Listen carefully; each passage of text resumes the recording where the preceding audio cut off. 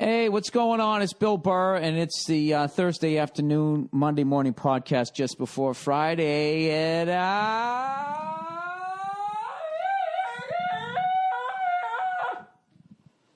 just checking in on you. Lovely Nia in the background. What's going on? How are you? How's your week going? Old Freckles made it. Old Freckles made it is 72 days. I didn't drink 72 days. It just became a part of my life. And the fucking second that it was over, I went to the pub and had 40 drinks. Yes, I did. I've been boozing. I might actually be legally drunk right now. I just had a beer. What? Oh, you said shout out. I thought you said shut up. Look, Nate, if you're going to be on the podcast, be on the podcast. Don't be on in the background. You know what kills me is you saw me setting up my fucking mixer. And you're sitting there in the background, and it's just like, why the fuck, why would you just keep waiting? Where the hell's the other microphone? Go get the other microphone. It's in the drawer over there. Anyways, while she does that bullshit, let's address some of the top news stories of the week, shall we? I don't watch the news, so I don't know what's going on internationally. But I do know this. The Buffalo Bills are talking all kinds of shit. You know what I mean?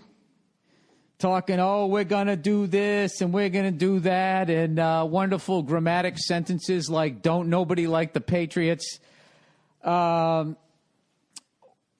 The usual shit. And this is the thing. They have a good enough defense. They'll beat us once this year. Probably going to split with them. And they're going to talk all kinds of crap. And fucking Rex Ryan's going to wear a wig and smell somebody's feet and yada, yada, fucking yada, the whole goddamn thing. And at the end of the fucking day, the Bills aren't going to win the Super Bowl. So let me ask you this. You miserable cunts. She's putting on the fucking wind thing sock there. You got it on? Can you hear it? All right. Just hang on a second. I got to get through this. So let me ask you this, you miserable cunts out in Western New York. At the end of the day, if you just beat the Patriots once, let's say you fucking take the whole, you win both, which you're not going to do. But anything can happen. Let's just say you do that. And then you don't win the Super Bowl. What was all the fucking talk about? Huh? You know what the deal is. If you give Rex Ryan a fucking defense, this is what I loved. When Rex Ryan had a defense with the Jets and he had a game manager quarterback, he talked all this shit, yada, yada, I'm going to win the fucking Super Bowl, blah, blah, blah, blah, blah, blah, blah. He even beat the Patriots at home in the playoffs. Kicked our ass, if I remember correctly, right? Then all of a sudden, all those players left, and then Rex Ryan didn't talk shit anymore, and they were sitting there going, I think Rex has learned his lesson. He's a little older, he's a little more mature, blah, blah, blah, blah, blah, blah, blah. And now look at him. No, he wasn't. He kept his fucking mouth shut because he didn't have the team to do it. So now all of a sudden he's got a defense again, and look at him. Way the fuck out in Western fucking New York. Buffalo, one of those one professional sports towns. You only got one fucking team. And don't even bring up the Sabres. You fucking assholes. You never even been to a Stanley Cup final. Oh, that's right, you did. After further review, the goal counts. Why am I doing this to you guys? I actually like Buffalo. I really enjoy that town. I don't know what the fucking problem is out there. Maybe if I lived there every day and I was out there with a bunch of miserable cunts that were sick of buffalo wings and there was nothing else out to eat there. Other than some nachos or some salads. I have no idea. I don't know what your fucking problem is. Hey, people of Buffalo, why don't you fucking grow up? All right? We're in the same division. We're playing each other 2 times a year. And for the last fucking time, okay? I know you don't understand this because your team's never won a Super Bowl. If you win a game in September, it doesn't mean shit. So there's really no reason to be sitting here talking shit and all that, all right? So I love it that you're doing it. I love that Rex is doing it, and the fan base is going to take on Rex Ryan's personality. You know what I mean? I actually think, if I had to guess, if there was going to be any head coach in the professional league to go from being Rex to being, what's a woman's name? Begins with an R. Rashida? What's a white woman's name? Nia. A white woman's name begins with R? Rachel. To go No, from there's Rex. black Rachels, too. Well, I mean, you can name a white baby Rachel and nobody freaks out. They're like, oh, I get it. Yeah. Nobody would freak out if you named a black baby Rachel. What is wrong with you? I'm just saying. Can I ask a question, though? Is this what it means to be a sports fan? Is just to antagonize other sports fans who aren't a fan of your particular team that you support? It's just like nonstop antagonizing. In the words of John Rambo, they drew first blood. They drew first blood. Okay. I wasn't talking to you. Should have been complimenting Buffalo the whole fucking year. Going, they got a nice defense. I think Rex Ryan's the perfect guy. The poking at and the reminding of how they didn't go to the Stanley Cup, or if they did, they didn't win. Just that kind of needling, antagonizing. Yeah, it's just like the Real Housewives with but a dash less like cuntiness. You know, you guys instead plenty of cuntiness in the sports fandom, no? Yeah, but we don't go like, that's why you had an abortion and your fucking baby's got 3 thumbs. The kind of shit that people say to the players. Remember when we watched that 60 Minutes thing? It was all about how, like, there's a certain generation that feels like they can't take their kids to ball games anymore because the amount of, like, just vitriol and hatred coming from the stands. But that was just a story. So then they took. Oh, it was a story. So it wasn't a real thing. It wasn't a thing that happens where people are up there and they're like, "Go fuck you." That's why Bubba. Like they're just saying all this horrible personal shit. They're screaming it at players. No, this is what it was. That was the point they wanted to prove. So they went out and got footage to prove it. They think it's bad now, dude. It was fucking animals when I was growing up. When I was growing up, people are getting stabbed still at games and stuff. No, they're not. What happened at Dodger Stadium a few years ago? Didn't that guy get stabbed? Look, Nia, look. What happened on Sally Jesse Raphael? Did one fucking guest kill another guest? I mean, you're gonna have those moments. You're talking about Jenny Jones, and it was like 30 years ago. But it happened. I'm talking about stuff that is happening currently today. Okay. That thing that happened at the Dodger Stadium wasn't that long ago. That was like 3 years ago. That's not currently today. I feel like it's pretty current versus something that happened on fucking It's like Jenny 82 Jones. home games a fucking year. Why can't you Over 10 years, there's almost 1,000 fucking home games.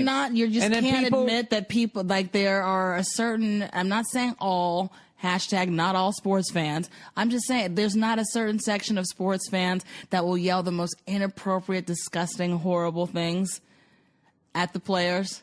Philly's pretty bad. Philly's pretty bad. But generally speaking now, Nia, you go to games and they have like people like they won't let you go to your fucking seat while the ball's in play and you have to stand there while some old lady holds up a sign that says not yet and then finally turns around and says, okay, now you can go. That happened at the Roland Garros and the other the tennis event. Open. That snooty shit, that's at like games now.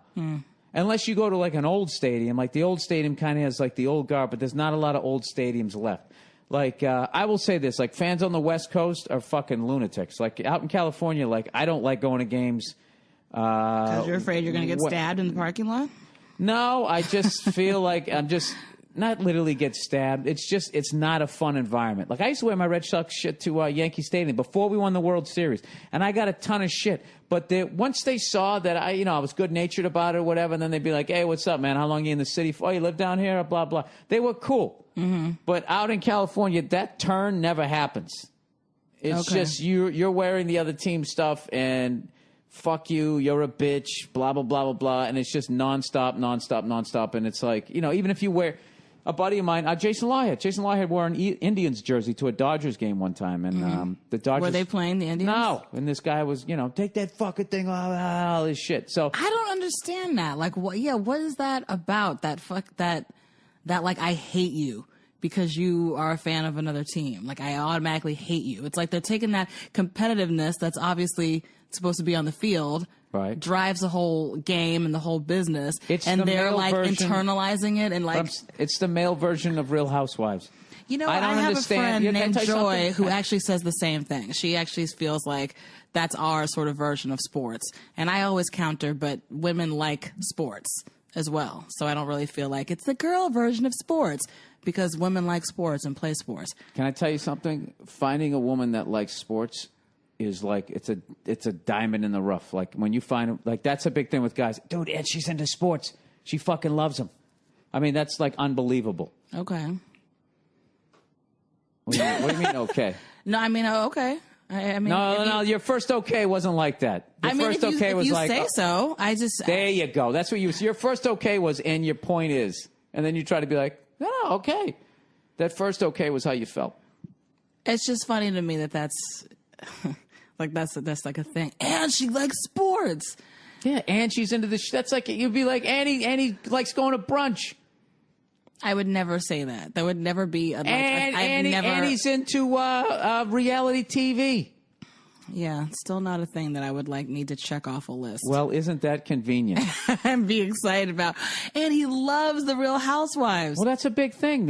What some of our biggest arguments have been the bullshit, fucking horrific, moronic TV that you watch. I guess if reality TV was that much part of my life... talking to a mic, do you understand amplification of sound? Oh, no, I'm sorry. I haven't been on the stage for the past 25 years. So, no, I guess I don't understand how microphones work. Well, I guess you don't, because you keep fucking taking your head away from it. I don't know what you had to attack me in my career for. I'm just saying, this is like your 1,000th guest spot. How many times are you going to be like... I just moved away for a second.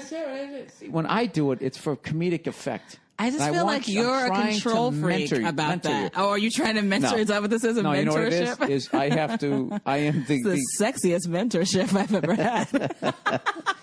No, I'm trying. I have to be like the guy who records it and the sound guy at the same time. So I'm really wearing a lot of hats. Really wearing a lot of hats on this podcast that you're doing in your underwear. Yep. Not my underwear. You're a regular old... No, you've got white shorts on when I just realized that there's ventilation in the inner thigh and the crotch area. Look at this, These all the way across. They are. These are tennis shorts. So you got to get some air in that. That's right. You got to make sure your balls are breathing while you try to win a Grand Slam. All right, are you done? I guess so. Are you done shitting on me? Yep. You can't fuck with me. Actually, speaking of, yes, go ahead. Go ahead. The week I had, I don't give a fuck what you say to me. You really feel like you're just on this whole other level now. Which, you know what, you kind of are. No, I don't. No, but you are though, because I'm smiling like a Make-A-Wish kid. That was a once in a lifetime experience you had. Which one?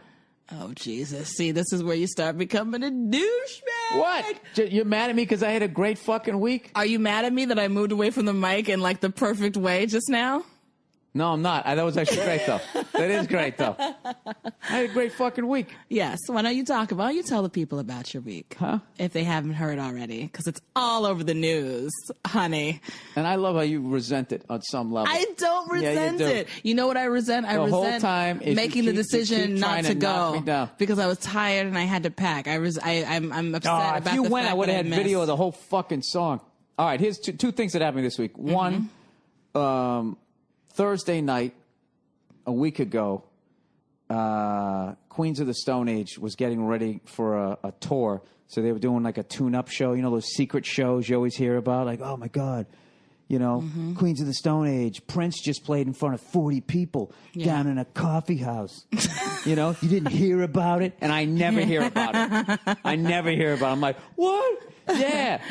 I could have got you in, dude. Yeah. You don't follow him on fucking Instagram, whatever. Somehow, I don't even know how people find out about those fucking things. All right? I don't know how either. Just I guess people who are really into one particular thing, like Prince, they're following his every move. They're Googling him all the time. They're subscribing to the websites those or whatever super secret fucking whenever there's a band that could sell out a fucking stadium, and then they're gonna go play some Waffle House. There's always like the hipsters always somehow they know. Yeah. And I never fucking know, and I'm just like, you fucking saw them? Yeah, the guy was standing fucking 2 feet away. It was awesome. They did 2 hours, and in the end, they gave everybody a hug and shit. Yeah. It's just that is a hipster thing. That's part of being a hipster, is being hip to all the shit that's going on. Right. A lot of the shit they hip to is actually pretty nice, a lot of the food that they like. Anyways, so I got to open for them on that show. Yeah, which was the most insane thing ever. And, I play drums. I'm a total drum geek. So I got to stand at the side of the stage and watch John Theodore playing. John Theodore. Yeah, all of those. They were fucking unbelievable. They were incredible. And Josh Homme he's just the coolest. He's the coolest guy all I know ever. All I know is when I watched that band play. Yeah. I was immediately thinking I have to get better as a comedian. Like that, I was just like, I don't do what I do at the level that these guys are doing what they're doing. They were fucking unreal. I never saw them live before. I heard a couple of their songs, but like they are an incredible band. No, I wanted to see them forever. Tremendous musicians. I wanted to see them forever, and like most huge bands, when they play and they come through L.A., it's on a Saturday night. Mm-hmm. When you're working. Yeah, and I'm usually out of town, and like that's the story of my life. Dude, you want to go to this? And I'm like, I'd love to go. Oh, but I'm playing, Uncle Fucky's and God knows where. And I'm never. What did the security? What did that guy say? The road manager. Who was it? The guy that we met. Oh, I'm forgetting his name now. Bill. Bill. It's another Bill. Of course. Jesus Christ. He said, what did he say? That you were playing? Oh yeah. He had the best fake name for a comedy club. Yeah, he did. It wasn't Yuck Yucks. It was Yakkies or something. Yakety Yaks. Yeah, he said you're playing Yakety Yaks. Yeah. Which was hilarious to me because that wasn't even funny. It just meant like you're up there just running your yap. But it was great. Yeah. So anyways. So you opened for Queens of the Stone Age. And the reason why that came about was because of Dean Del Rey. Dean Del Rey, who got into a brutal motorcycle accident, he's actually all right. But he's okay, thank God. Who has fucking road rash, Saving Private Ryan level fucking road rash, dude. It is brutal. He got hit by someone who carjacked a fucking Escalade and came on the highway. And he said to me, he goes, you know what's funny? He goes, I was just thinking right before I got hit, because there was nobody on the road, going, oh man, what a beautiful day to ride. And he was going over Marin's house to have lunch or something. Oh, really? And this person came on the highway on the left-hand side, I think, and just went across 4 lanes. Thank God he's okay, though. Oh, yeah, no, he almost lost. He said if it was a foot, like it clipped his back tire, and then he high-sided and sent him flying. But shout out to Dean Del Rey for hooking that up. So through Dean, I got to know John, and then John asked me. Yeah. He said, "Hey," he goes, "we're doing this show." He goes, "Would you want to come down and do it?" Now, opening for bands is death. Is fucking death, usually death. So that can be really bad because it's just like... They tried it a little bit, but you handled it well. Yeah, that one lady. So I was like, the smart part of me was going like, no, don't do it. It's going to suck. Right, and you did it. Something else was like... And it was amazing. Yeah. So that was Thursday. Except for that one lady. That one lady who she was drunk and everybody around her hated her. And she was going... She's going, shut the fuck up! Oh my God, the people around her were so pissed off.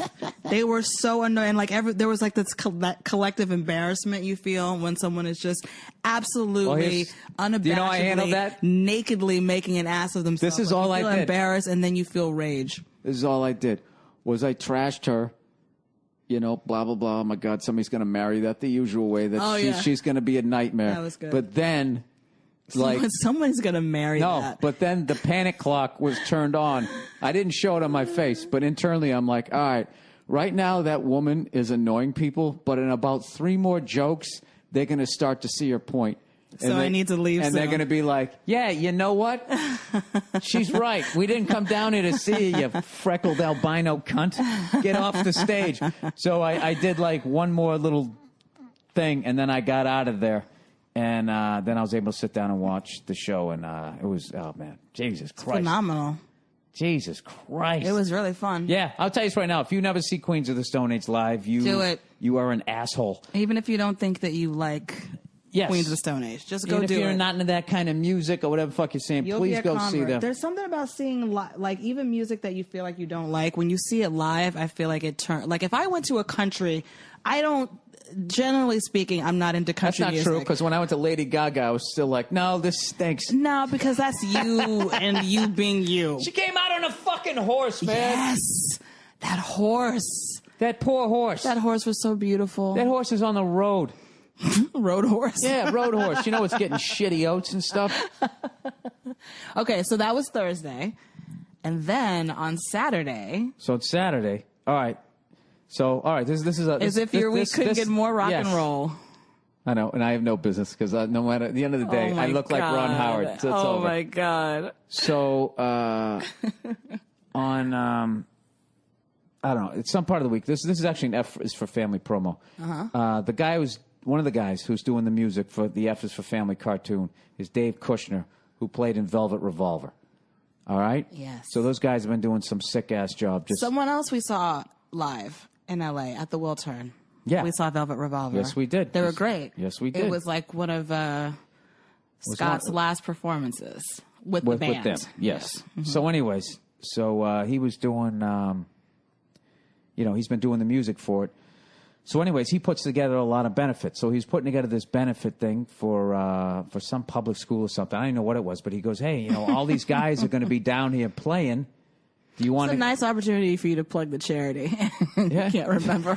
No, that's the thing, too. That's another thing, too. You play all these charities, and I'm like, what was the charity for? You're like, I don't know. But you do it because it's because you hear it's for charity, and you do it because you're a good person, you have a good heart. But you damned if you know I don't. It's because I've done so much bad shit in my life, I got to balance out my karma. So all I do is right before I go on stage, I always look over and I go, what is this for again?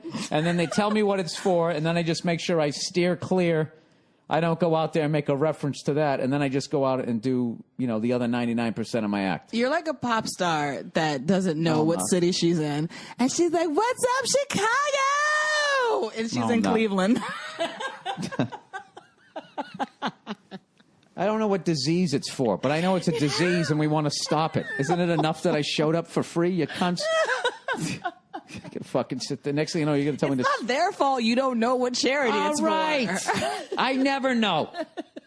Some of the funniest things I've ever seen, some of the funniest ones I've ever seen is when comics go on stage and they don't know what the benefit's for, and they're killing, and then they start doing a bit that has to do, you know what I mean? Oh, and then everyone gets all quiet. Yeah, they somehow make an autism reference or cancer, or they do something, and then the crowd totally pulls back.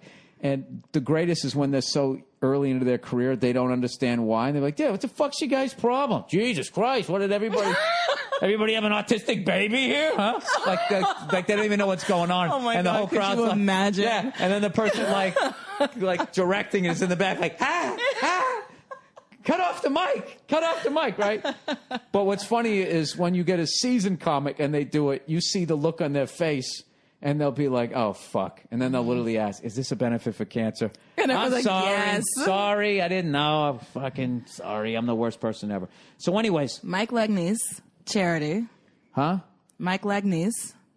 What do you mean Mike Legny's? Weren't we talking about how you were getting involved in? Oh. Legny's works at Wild West. Oh, sorry. Hey, Mike, you got a shout out. So anyways. So Kushner goes, hey, man, all these fucking guys are going to be there. Blah, blah, blah, blah, blah. He knows that I play drums and that I'm a fucking nerd. I'm a nerd. I'm a drum nerd, right? So he goes, you want to come down and watch these guys play? And I'm like, yeah, fuck yeah. I'm working the Comedy Store later. Let's fucking do it. So like 2 days before the event, he texted me and he goes, hey, dude, would you want to sit in and play a song? And of course I want to, but I'm like, I'm not going to be that fucking asshole where it's just like you got all these studio level and professional guys. I'm not going to be the fucking guy. Right. Coming there, boom, cat, boom, boom, cat. I'm not going to be that fucking guy just embarrassing and them just fucking tolerating me. It's like, I'm not fucking doing that shit. Yeah. So he writes back, goes, nah, they don't give a fuck. They don't give a shit. Come, if you want to play, go ahead and fucking play. He goes, but I'm not going to be that guy who pressures you or whatever. So I say, fine. So once again, I'm driving around. And it's like 2 days before the thing. And I was like, oh, Bill, stop being such a fucking bitch. Most of this is the reason why you're saying no is not out of respect for the professional musicians. It's because you're being a fucking pussy right now. So I said, right. So I text them. Scared. Right, I was. I'm not going to lie to you. I was scared. I would have been scared too. So I text him. I said, fuck it, let's do it. So he writes back, oh, shit, right? And he goes, all right, learn Whole Lot of Love. See you on Saturday. And it's Thursday. Whole Lot of Love. I've never been able to play that fucking song, right? Fucking Bonham starts all the fills on like 3, goes over the bar, comes back. I mean, I can't. And I'm trying. So I go to the drum room and I'm fucking woodshedding this shit, right? And I cannot. He's got this thing. Boom, boom, boom, right? And it's 4 and 1. I can never fucking. I can't fucking do it. I can't fucking do it. So finally, I ripped off 2 of his fills, and I was like, all right, I'm playing these 2 fills 60 fucking times during this song, and I'm going to hope nobody notices. Mm-hmm. So fortunately, like a day before the event, Kushner texted me, and he goes, hey, man, we're just going to do Highway to Hell. And I was like, thank God. That's a much easier. It's slower, too, right?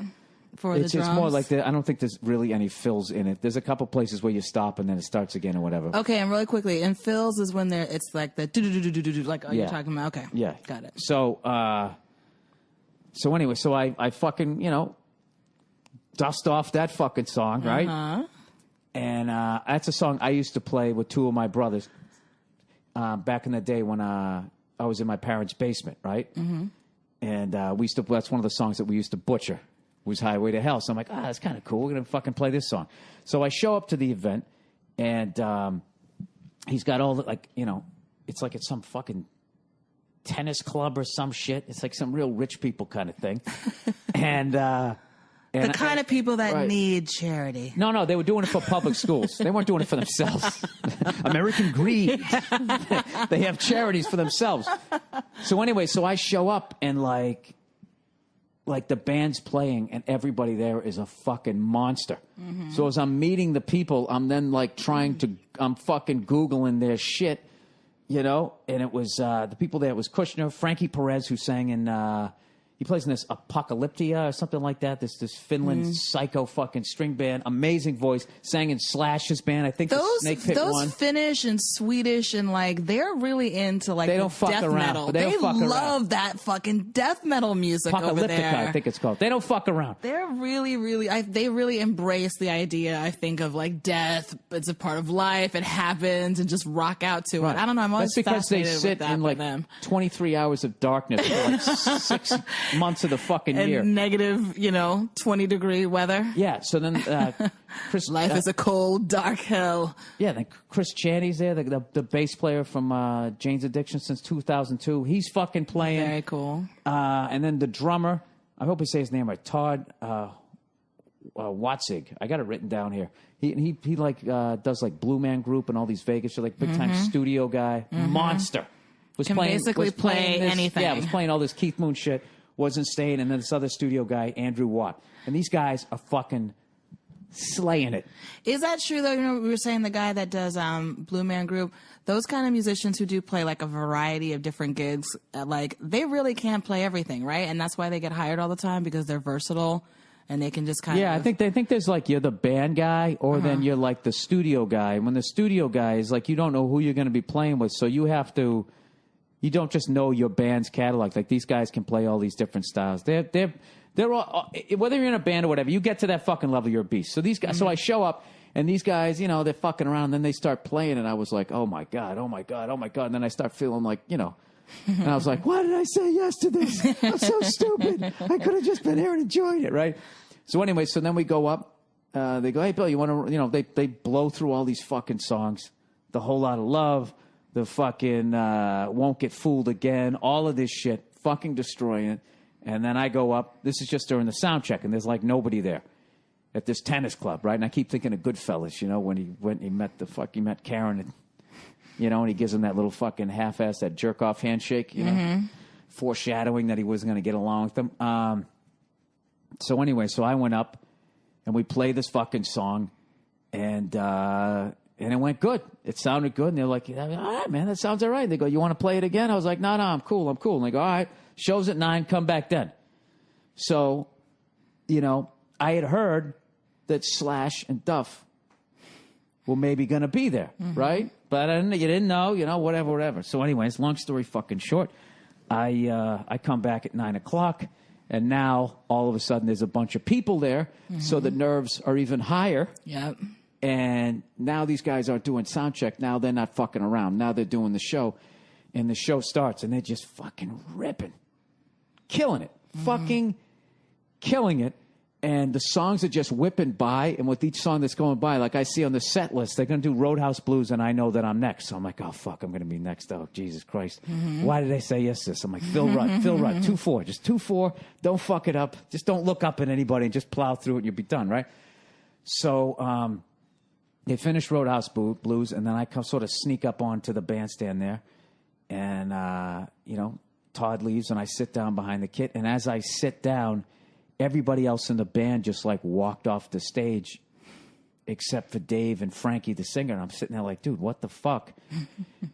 And Kushner goes, hey, we got a special guest. We got some special guests on this one. He goes, he turns like, oh, it's already back there. He goes, on drum, we got Bill Burr. And it was the funniest, the funniest clap ever. Like, everyone was just like, wait, what? Who? Why is this special? I think my face turned red. I wanted to crawl under the stool. It was like, I got a better round of applause when I was doing like open mics in front of 8 people. And they would just keep it going for this next guy, Bill Burr. And then dude, it was fucking. And I'm thinking, like, what the fuck's going on here? And then he goes, yeah, I got a couple other friends that are going to help us out on this one. And then they just fucking walked out of the crowd. Slash and Duff. And I was. Yeah. I'm getting like nervous telling this right now. And they came on the fucking stage. And Duff's already really tall, so now he looks like 9 feet fucking tall. Yeah. And he shakes my hand. I'm like, hey, let's go. And then there's fucking Slash. Oh, my God. I cannot And this is the best part. I didn't go to this. So Kushner and Frankie turn around, and they're just laughing at the stunned look on my face. And I have all of 3 seconds, I felt, to take this in. And then Slash just goes, da-da-da. And I was like, oh my God. And I used to play this fucking song with my brothers in the basement. Mm-hmm. And Slash is standing when my one brother stood, and Duff's with the other, and then Kushner's over. And they're just, and Frankie's looking back at me, laughing at me. And I didn't remember what happened. I just fucking put my head down, like, what the fuck? You know, I really wish you guys could see Bill's face right now. Like, his eyes are shining. He has the biggest smile. No, like, it's over. There's like a glow rating from you. You like, this was, I can tell this is one of the top experiences. It's life. It's over. It's over. You have like pure joy on your face. No, it's done. So awesome to see that. I'm done. That's it. I love it. No, that is, you can't top that. I cannot top that, and I don't give a fuck either. That's awesome. I'm happy for you. I'm so excited that happened. I can't even believe I missed it, but that's okay because that was your moment and your memory. So it's all good. And there's video, so it still will live forever. Yeah. So the sickest fucking part was in the end. When the band cuts out, I'm on the highway, gah, gah. And then he's got, Frankie, and I'm going down all the way. And then there's the end where he goes, wow. And then there's like the cymbal wash starts and the strumming of the guitars. Mm-hmm. So I got to give the cue. So when the band cuts out, and I'm going down all the way. And then Duff and Slash Kushner, basically Velvet Revolver, turns around and looks at me. Dude, I almost fell off. I almost fell off the back of the fucking stool. That's amazing. Yeah, I will never be able to believe that fucking happened. I can't fucking believe it. Cannot fucking believe it. And it's funny because the song is like 3 minutes long. And it's weird. Like, I don't remember it. I remember every fucking second of it. So thank you to Kushner and Frankie because they basically set it up. And that was, I sent Kushner a text. I said, dude, 23 years in this business, 47 years on the planet. There's nothing can fucking, that. I've never had a feeling like that ever. Ever. I mean, I'd have to go back to maybe the first time I ever did stand-up, and I was so fucking psyched that I did it, but it was different. Yeah. It was different than, No, you're playing in a band with like your heroes, like and like rock gods, rock royalty, like legit sick. Rock gods. So yeah, it was sick. That's an amazing thing. I can't believe I missed it. You know how much I love Slash. God damn. No, but I fucked you over because I said because Kushner at one point said, hey, maybe you could jam with Slash and those guys. And I was just like, fuck yeah, I'd love to do that. But then when I went to the sound check, they weren't there. And I ran the song with the other guys. So you were going, I'm feeling kind of tired. And I go, right. And I said, I have to pack. And I said, yeah, I don't think it's going to happen. I go, I think I'm going on early. True. And then they're going to close it out. So, And I remember I said to you, I'm like, are you sure? Like, it's not annoying that you were like, no, I'm just going to be in and out of there. It's fine. It's just for the charity. It'll be cool. It'll be really quick. I'll go do my other set. I'll come home. That's it. And, so there you go. There you go. So that fucking happened. And, no, that's incredible. Yeah. Over. Over. It's over. It's done. Wipe washed away anything I've ever fucking accomplished, ever. Can we also talk about how earlier today you said that you were basically in Velvet Revolver? Because you played in that moment. 3/4 in that moment. In that moment, I was. I took over for Matt Sorm in my head. In my head. And Frankie took over lead vocals. I stand by that. My ego is completely in check. Hey, I got to do some the advertising for this week, and then we'll play some classic stuff here. All right, Uber, everybody. Hey, you like making great money, right? Here's a really cool opportunity I had to share with you. This always starts off like it's a drug deal. Like, hey, man, you like making good money, right? Come on down the alley. You got a car and a driver's license? Driving with Uber. How old are you? Uber's that popular smartphone. You know, fucking Amazon sent me a fucking email, Nia. What do you mean? Saying they're going to close my account by October 31st because I never filled out the thing that said I wasn't interacting, or I wasn't trying to interact with people 13 years of age or lower. What? On my website. On my website, like I do the Amazon link. Like right. If you go into Amazon, if you just click the link and you go there, it doesn't cost you any money, but Amazon kicks me a little bit of money for driving traffic to their site. Yes. And then I take 10% of that. Yes. And I throw it to... Wounded Warriors. Not Wounded Warriors anybody, because somebody told me that was a little sketchy. Is that sketchy? I have no idea. I don't know how to figure it out. But I found that St. Jude's is good. Well, I don't think we should... I'm finding with like Wounded Warriors... I don't think we should say Wounded Warriors is sketchy. I don't know if they are, but I find like... I feel like we shouldn't say that. I feel like Wounded Warriors, I want to walk up to the wounded guy and give him the money directly. Because I just feel like with the infrastructure... Give him an envelope like in the Mafia? Why not? Sure. If you're going to locate all the Wounded Warriors and then personally... No, but I figured like whatever I'm going to give... What these organizations if whatever are I for. give helps one guy, why don't I just... Or one woman, why don't I just walk up to that one person? So there's no infrastructure. And how do you I'll pay the gas money. How do you propose that's going to work, Bill? I got a podcast. I just said it. Okay, so everyone's going to email to you and claim to be a Wounded Warrior. And then I'll have like a little, like one of those game show things with everybody's name in it, and I'll fucking crank it around. Like a bingo thing. And I'll pull it out. And the winner is... Yeah, but they can't... And all the fucking money I'm giving goes to you. But they can't prove that they're wounded by interacting with them on the internet. That's why you have Wounded Warriors and organizations like that. Like, because how are you going to know? Are you going to, like, do a home visit and then look around and be like, all right, and then whip out your checkbook? You know, you really just took all the sunshine out of that, didn't you? Sorry. Anyways, so Amazon goes, you never filled out something that basically said that your website is not interacting with people under like 13 years of age. I don't know if they listened to the podcast and it was fucking like me saying cunt and all this stuff. And they're like, what about children? So people who don't like cursing. I don't know what it is. So now I got to not like Amazon for being so now they made me feel all creepy. Well, why don't you just say that you're not interacting with 13-year-olds? Well, why don't they fucking ask me from the beginning and then not fucking come at me later like you never said that? It's like, dude, you never fucking asked me. What do you mean? I thought you said they did ask you to say No, that. they just send me a random email out of nowhere going, you never said this. It's like, dude, you never fucking asked me. Well, did you answer it? No. I have until the 31st. Fuck you. So what are we talking about? I'm talking about them not asking the question and then coming at me like I'm some sort of fucking weirdo. I think you're taking it a little too personally. It isn't personally. You don't have somebody on the internet go, are you or are you not interacting with aimed at 13-year-olds? Yeah, it's fucking weird. Fuck you, Amazon, you fucking jerk-offs. Are you? Oh, what are they going to do? Don't. Yeah, what are they going to do? I don't know. The webs, what are they going to do? Not send me boxes of shit that I don't need?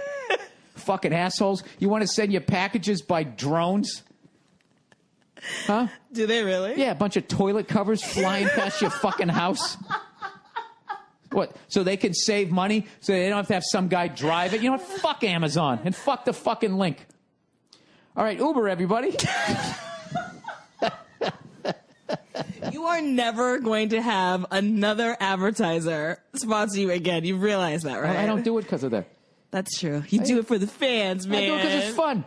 If you're dumb enough to fucking advertise on my podcast, just with my reading skills alone, I've already compared the Uber app to like fucking drug dealers. I don't give a shit here.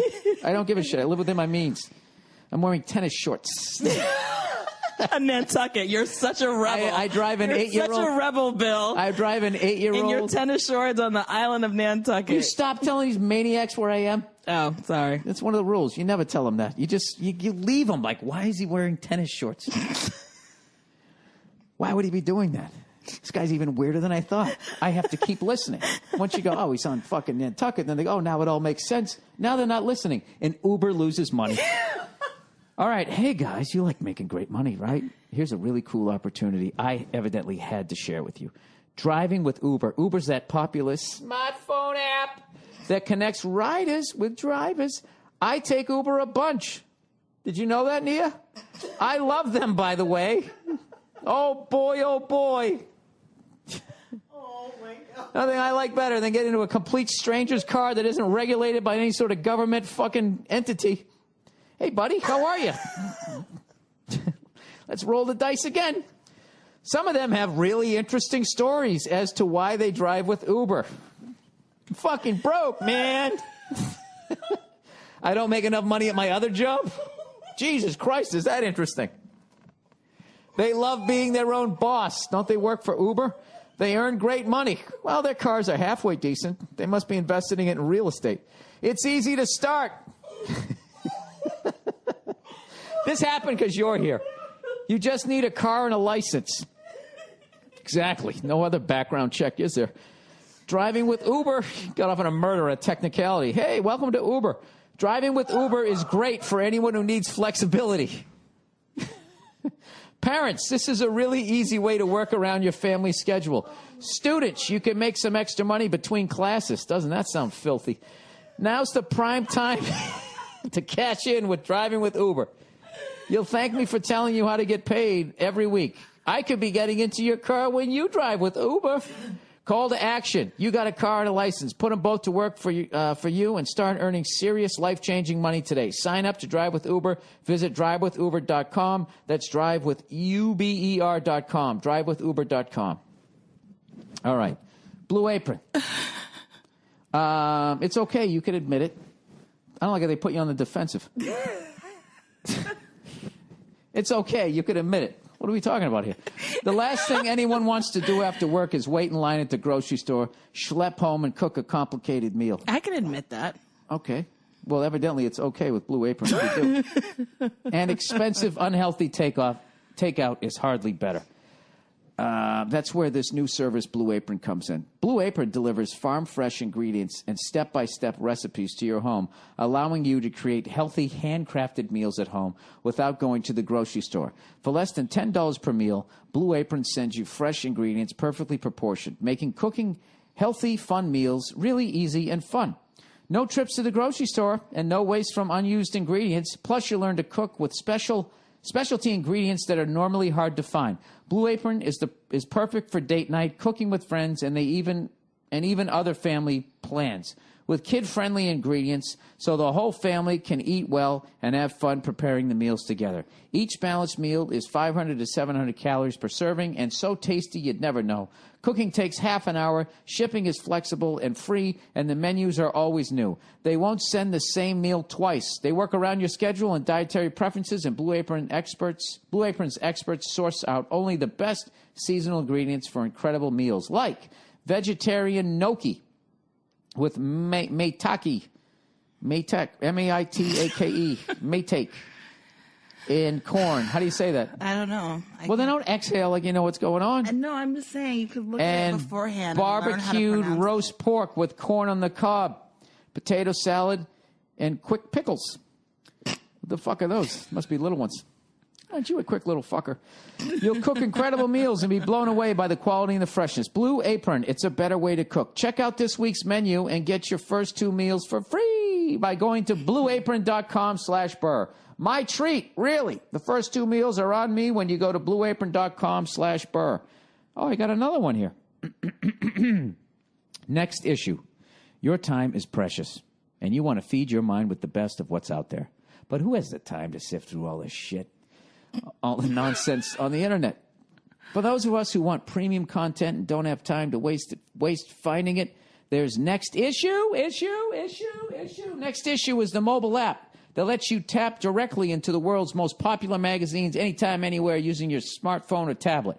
They've got all your favorites like Sports Illustrated, Maxim, and fucking Esquire.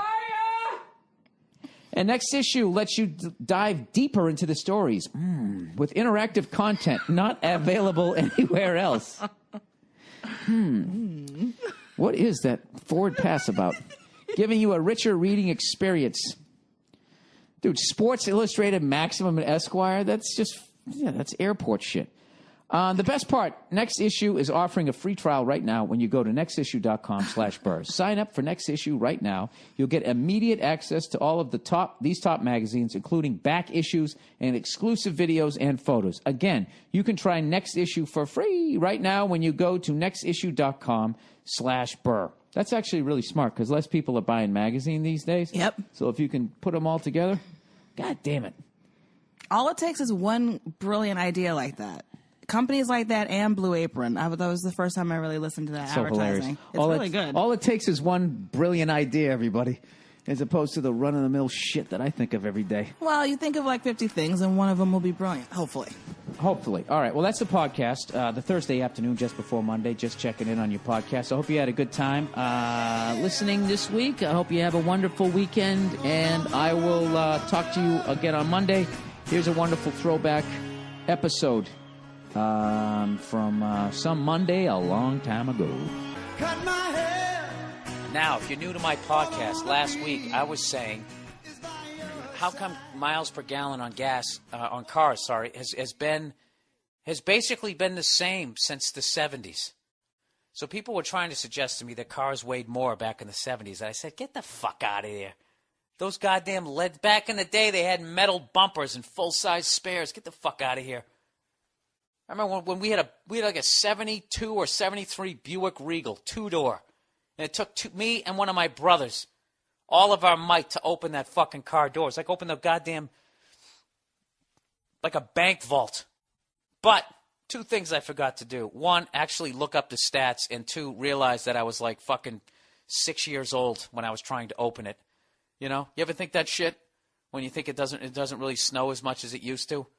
Which it probably doesn't, but as far as like the storms, remember you're like, dude, back in the day it was up to my waist. Yeah. And you were about 3 feet tall. That's why. That's why it seems so fucking deep, because you could barely look over a coffee table.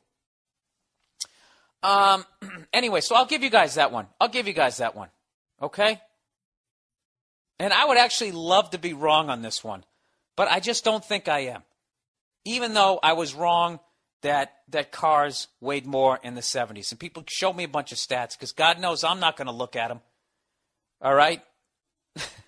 And people, by the way, who actually said that I really sounded like a moron last week, may I invite you to listen to the first 4 years of this podcast and just see the reoccurring theme that is. Okay? I don't read. It makes me sleepy. I've stated that before. I don't fucking read. All right? I go with my gut. Okay? I'll tell you this right now. I don't know how to fill a tooth, but I can go in and look at a dentist and I can fucking judge that guy whether or not he's telling me the truth. Does that make any sense? Of course it doesn't. Go fuck yourself. I got a goddamn hour to fill here.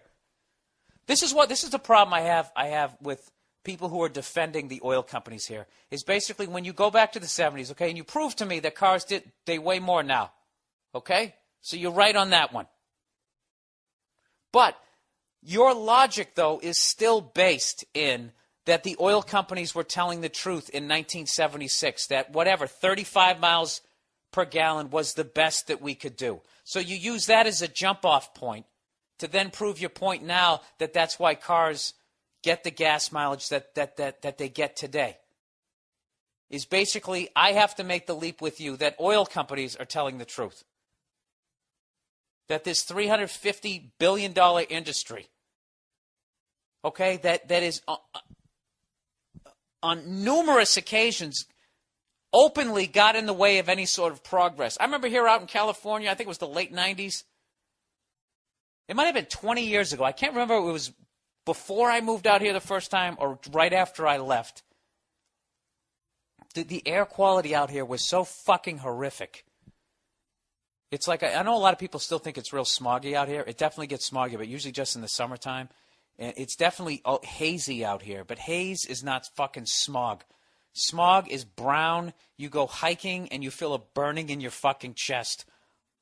Back in the day, in the late 90s, okay? You could see this shit. So anyway, so they put this, they put it to the vote for people, to the people who actually would vote on this shit.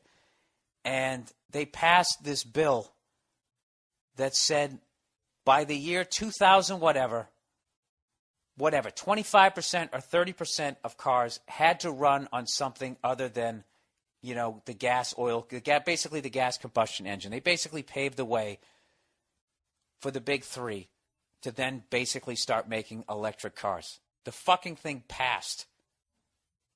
And oil companies got together with their lobbyists, and they went and they just totally dismantled the whole thing, and the whole thing fucking went away. Okay? Which, for all you people out there who are going to explain capitalism to me, I get it. That is their prerogative to do that. Why wouldn't they get in the way of that? So let me ask you this. You're telling me that they would get in the way of that, but they wouldn't get in the way of any sort of progress? Just with the gas combustion engine, they wouldn't get in the way of any of that type of progress. They seem to not get in the way of anything else. Safety, they don't give a shit about. They won't get in the way of that type of stuff. Burning it cleaner, they don't give a fuck about. But miles per gallon, which is their bottom line. Like, do you guys honestly think, like today, like what your car gets, like that's honestly the best that science can do? That is, we are right up against the fucking wall. Is that what you're telling me? You know? Considering if they just even increased it by 5-10 miles a gallon per every new car, that they would immediately lose hundreds of millions of dollars. Why would they do it? Why would they allow that to happen? Why wouldn't they get in the way of that? That's all I'm asking here. And you know something? For all you fucking assholes out there who call me this whack job conspiracy theorist, these are my conspiracies. Bankers are fucking evil. Oil companies lie to you. And insurance companies are pieces of shit. That's basically my three. And they have enough money to basically buy elections. That's basically it, okay? Those really aren't groundbreaking conspiracies, are they? I'm not saying there's some guy living in the fucking moon. I'm not saying I saw a fucking flying saucer come out of the goddamn ocean and fucking take a piss on somebody sunbathing and then, you know, I saw Ronald Reagan waving out the side of it and then it took off. I'm not saying that shit. I don't buy it, okay? And I actually got emails from people. They sent me these links. They sent me this link of this fucking kid, 14-year-old kid with one of his classmates, built this futuristic-looking Jetsons car, and they got close to 2,000 miles per gallon. I'll send you the link to this. You can go on the MM Podcast and look at this thing. The MMPodcast.com. Look at the picture of this thing. Okay? And once you're done saying, well, it's not a practical car, it's not as heavy as the other ones, it would never meet the safety standards, and yada, yada, yada, all that fucking shit. Do you honestly think that airbags, navigation systems, crumple zones, and all that, you're honestly going to tell me that basically knocks off 1,900 miles per gallon? Are you really going to fucking sit there and tell me that you honestly think that they're not? Why wouldn't they get in the way of it? They have the money to get in the way of it. And not only that, they're not even part of this country in a way. They're borderless. They're worldwide. I don't know. So I disagree. I respectfully apologize for not fucking looking up the weight of the car. I was 100% wrong in that, but I still do not think that I'm wrong or I'm fucking paranoid. I had one guy, this guy's fucking hilarious. This guy was just ripping me. Just saying this is classic old man. It's like, dude, I'm 43. Jesus Christ, this guy's going old man like I'm afraid of the world. I'm afraid of the fucking world. I at least can sit here and tell you that I don't believe in all that religious horse shit. What if I was a scared old man, wouldn't I be going to church every goddamn week? Wouldn't I be doing that stuff? Believing in the Immaculate Conception? I think you go in the ground, people. You know what? That's my theory. I think when you die, you go in the ground, and then you become a fossil fuel for more people to fucking fight and lie about the. Do you know? My Prius, and I've actually thought about doing this. There's people. Granted, it fucks over your warranty on your car. They can actually get 100 miles per gallon, and basically what they do is they just fill the ass end with a bunch of batteries, you know, which I'm sure those are great for the environment. Oh, you know what it is, people? I think you know what it comes down to the most. Why is my fucking throat so dry? Hang on a second. I think it comes down to no matter what we do, we're fucked. But I just think that there's certain entities that just have too much fucking power. I think when you start making $350 billion a year and you're nationwide, at some point, some sort of government should have some sort of power over you. And I don't really think that ours does. I don't think that they have any fucking power. Well, what are they going to do? They got us by the balls. The second you start giving them shit, they put their hand on the nozzle of the spigot. Go ahead, keep talking. We'll shut this fucking thing off. Huh? You want to pay $9,000 for a cantaloupe? Then shut your face. $4.25 a gallon. Go fuck yourself. Next question. Yes, this is Armani. All right, plowing ahead here. I really want you guys to look at this, okay? You guys who actually fucking do research. Like here's one guy. Tells me the 1987 Honda CRX got 57 miles on the highway. Weight was 1,800 pounds. The 2011 CRX, miles per gallon is 41 on the highway, and it weighs 2,600 pounds. So I see their fucking argument. So right there, it's like, all right, well, the car weighs fucking 800 more pounds, which is a lot when the first one only weighed 1,800. You're talking about, what is that, 40%? Weighs 40% more. Is it getting 40% less on the gas? No, it isn't. So that's actually a fucking improvement. I will give you that. But the jump-off point, I'm not buying it. I'm not buying that we can only get 25 miles a gallon in 1975. I don't buy it. I bet they easily could have got 200 at that point. They're not going to do it. Dude, you're talking about the blue bloods at that point. You're talking about that level of fucking power. All right, my apologies to everybody out there who actually has some sort of science background. Evidently, people told me that Stanley Mayer, the water power car, is junk science, and it's absolutely ridiculous that someone even suggests that they could do that. So I lost on that one. So you guys won 2/3 of the argument here with me. All right. So now that you've backed me into the corner, I want you to explain to me why oil companies wouldn't stand in the way of that technology, and twofold, and why you believe that what they tell you that cars get is the best that we can do. Why you believe that we can't get 60 miles per gallon. Well, you know, there's airbags and other things and satellites flying around this. Here comes Santa Claus. Here comes Santa Claus. All right, here's one for you. We're going to bring back a topic, despite the fact that I dropped this topic because people told me that Daniel Tosh does something like this on Tosh.0. This person actually asked I'm bringing back, is it racist? I'm bringing this topic back. By the way, I worked with Daniel Tosh on Wednesday this past week down at the Wiltern Theater for the Greg Giraldo benefit. And Jesus Christ, that guy is a fucking beast. Absolutely fucking hilarious. He might have had the set of the night, and everybody down there was a headliner in their own right. And I want to thank everybody who came down, but Daniel Tosh was fucking hilarious.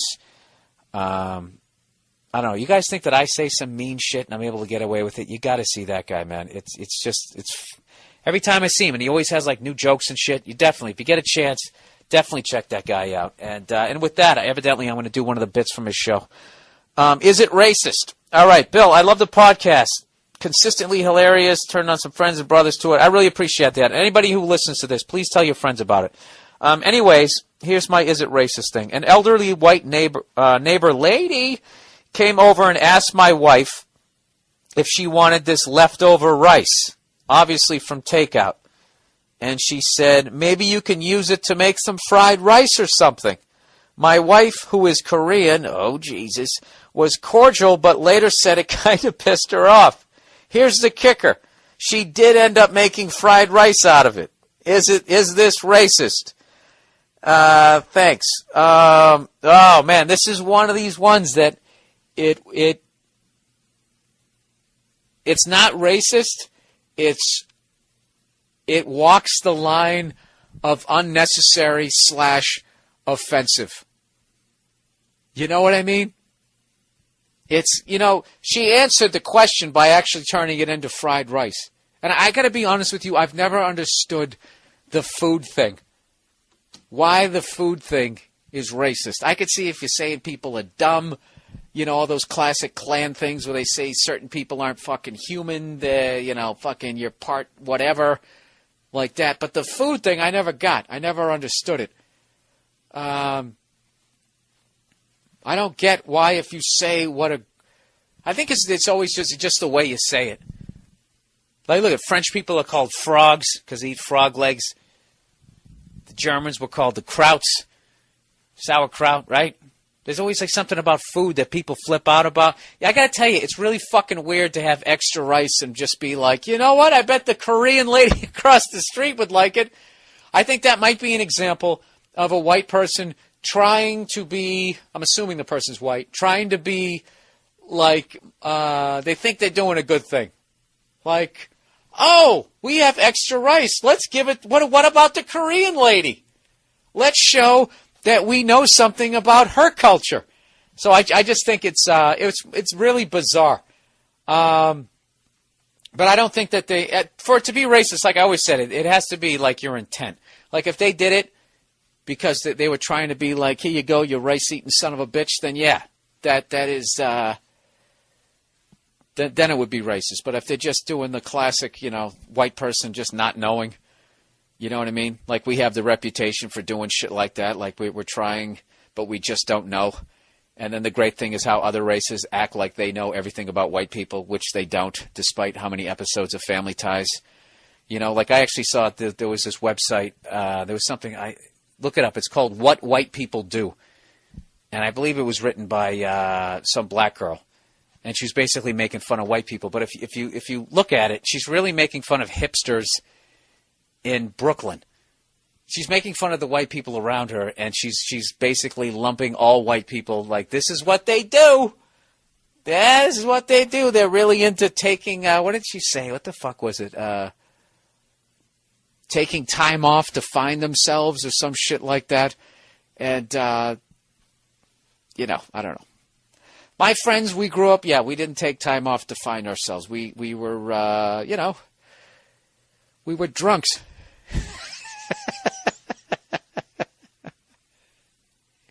Took time off. We didn't take time off to find ourselves. We flunked out of college. That's what we did. That was or we fucked up. We found ourselves in high school by doing so bad in high school that we didn't go to college, Anyways, I don't know what the fuck I'm doing here. Let's plow ahead. So I wouldn't say it was racist. I think it's ignorant. That would just be ignorant. They think that they're doing this great thing. And their defense would probably be something equally as ignorant, like, well, what? They eat it all the time.